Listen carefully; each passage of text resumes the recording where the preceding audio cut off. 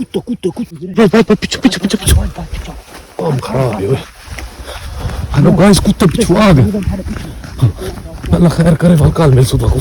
अस्सलाम वालेकुम। Hello guys, क्या हाल है? खैरियत है? ठीक हो? तबीयत से ठीक है? तो सारे यूट्यूब चैनल सरैकी व्लॉग जहाँ सारे चैनल को सबसक्राइब नहीं किया जल्दी करके ना सबसक्राइब। तो अज की वीडियो शुरू कराने तो पहले तो अगर दसेंदे वजूँ कि पिछली वीडियो तुम डिठा हो सी तो भाई बेहोश थी गया, वो बहुत तंग थी मैं, ठीक है ना। सफ़र करेंदे जंगल बना सारा, ठीक है ना।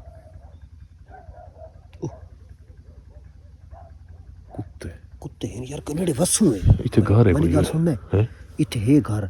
अच्छा रात दला दे इथे गुजारो, ठीक है। सवेरे यार पता सवेरे ई जेडे कुत्ते भौंकदे ई साइड ते निकलदे, क्योंकि जेडे पासे कुत्ते तक पते भौंकदे उस पासे घर होने ते बाकी जेड़ा ना असा एक कपड़ा ही तिरता वाल हेठ, क्योंकि सर्दी दी वजह तो ना बड़ा मसला बनदा। अगे भी डेली में होंदा, क्योंकि अगे दिन थी वीडियो बनांदे आसे ता साडा आज ता ना मसला ये बना रही है, क्योंकि जिथां से ना उठन दी चोदो कल तो पिछली वीडियो तुसां डिठे हन भाई उथां सफेदे ते जंगल वगैरह उथां दी जो इतनी बलाइयां ना पे असां बड़ी मुश्किल नाल उथों जान छोड़, क्योंकि बोलण दा इतना डर लगदा है उते पे बोले सूं ओ ना वे कोई चीज़ आ वने काम खराब थी वने, ठीक है ना। उथों सफ़र करेंदे अग्गा आ गए हैं।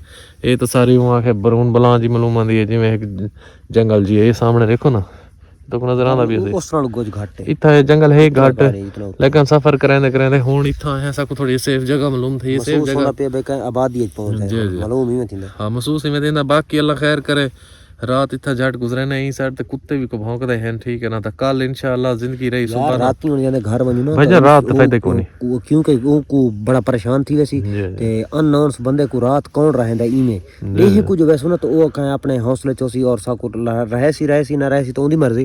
बाकी रात को महीना नहीं बनदा साडा, क्योंकि वो ना कि चोरी डकैती आके यार पता नहीं कौन है की है, परेशान थी सी देह को वैसे नाले भी। ये पता क्या है वो टेंशन हो, चलो का नहीं एक मुसीबत जड़ी ये है ना, ये बर्बाद करेंदी है। बाकी उन टेंशन का नहीं, चलो बंदा लग गई है वेंदा तो कल इंशाल्लाह दी नु ना पता करे सु घर, क्योंकि हे इथा ढेर सफर तक है नहीं, कोई 1 किलोमीटर है 2 किलोमीटर ही नहीं पता कुत्ते क्योंकि भौंकते हैं। तो कल पता करे सु अल्लाह खैर करे, अगर कोई बंदा उथा घर है सब कुछ शायद कोई रहा में नहीं सी उथा, या साडे ये जेडी मुसीबत है ये चलो निकल वजना साडे हाथ जो लकड़ी निकल वजना तो बाकी हर शय साडी वो करदी है, क्योंकि ये जितना के तकलीफ देनी पई है ना। आज जड़ा है असम ते कपड़ा बद्धा ना ये काम फिट कीता से कपड़ा जड़ा बद्धा से ना ये कपड़े नाल गरमैश है पई हुन दर्द जिस्म दा कपड़ा बद्धा दर्द मट्टा थी गई, क्योंकि दर्द दा ये मसला ना रात दे विच तो पता है किवें सर्दी होंदी है ना, सर्दी दी वजह तो करके ये दर्द बहुत ज्यादा थींदा है। आज में कपड़ा में बंधा है कि मैं यार कपड़ा तो बंधे हैं दर्द एक तो क्योंकि कल ना जोर लाया है बहुत ज्यादा, ठीक है ना। जोर इतना लाया हद तो ज्यादा भाई, मैं आखिर चलो ये कोशिश करा मत निकल वजे हल गई है तकरीबन 70-80 जितना लकड़ हल गई है, लेकिन मसला है कि ये बेली थी है बेहोश की वजह तो वाल मैं छेड़ा ही कौन आई ता बाकी हुन दर्द।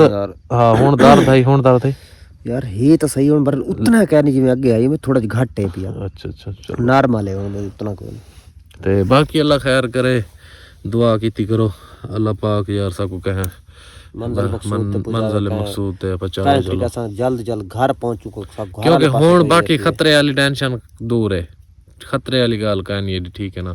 खतरा ही अगे पहला होंदा ही हुन अल्हम्दुलिल्लाह सिर्फ सफर ही है साडा, तो इंशाअल्लाह सफर वैसी मुक अनकरीब अल्लाह खैर करे। क्योंकि जिवें पोजीशन कुत्ते हैं बहुत ज्यादा यही थे कोई सिस्टम है इस तो आगे नहीं से वेंदे, क्योंकि हो सकता कुत्ते लग गया तो कुत्ते मतलब पार्टी की रात ये तो पीछे दे के भाई जान आराम करने सेफ जगह पे हो सकता है साकू भौंकदे पे उन्हें कोई पता नहीं, बल्कि साफ कोई तरह नहीं वो आंदी है, लेकिन ये हो सकता वैसे में कोई चीज वधी हो या कोई जो मसला हो सी।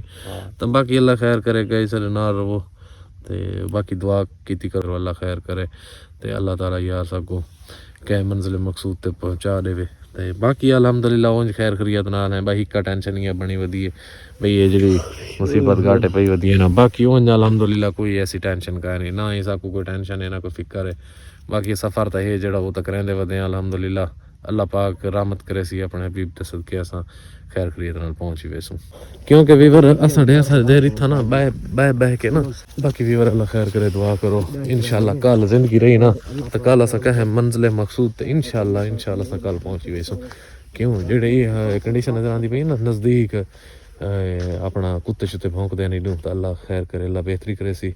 तो बाकी गाइस दुआ कीती करो, ठीक है ना, सारे अगे दुआ करो, अगे भी तुसां दुआवां नाल अल्हम्दुलिल्लाह असां इत्थों तक पहुंचे वधे।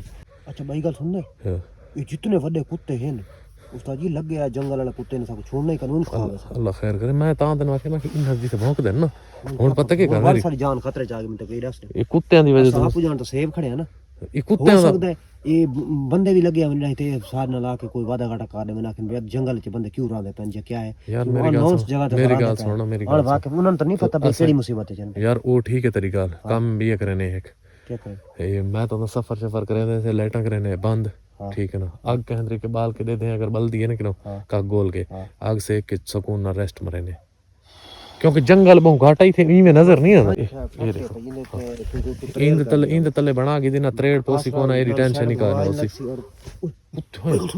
कुत्ते कुत्ते कुत्ते इधर इधर नहीं होने पे भाई पीछे काम खराब है ओए हेलो गाइस कुत्ते पीछे आ गए अल्लाह खैर करे वल काल मिल सुबह को